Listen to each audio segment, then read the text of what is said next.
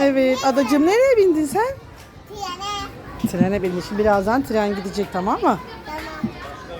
Korkma. Korkacağım şimdi. Korkacak bir şey yok ama. Allah. Hadi gidiyorsun. Hadi bay bay. Hadi bakalım. Bay bay.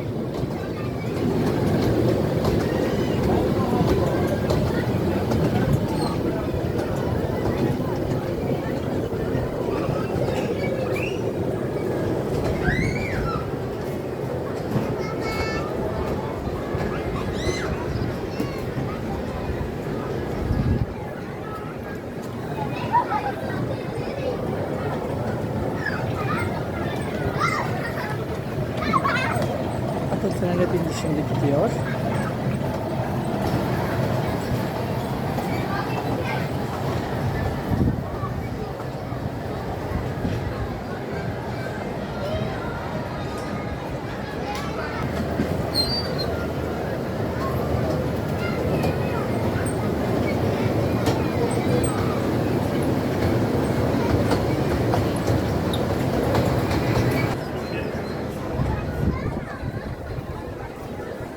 Oğlum raylardan çekil oradan.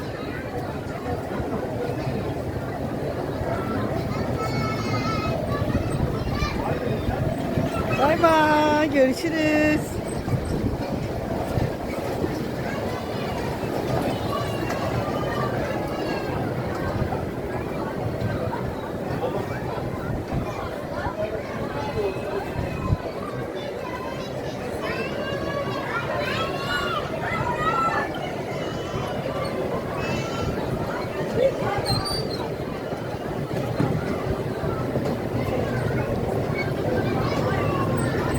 Merhaba, hoş geldin.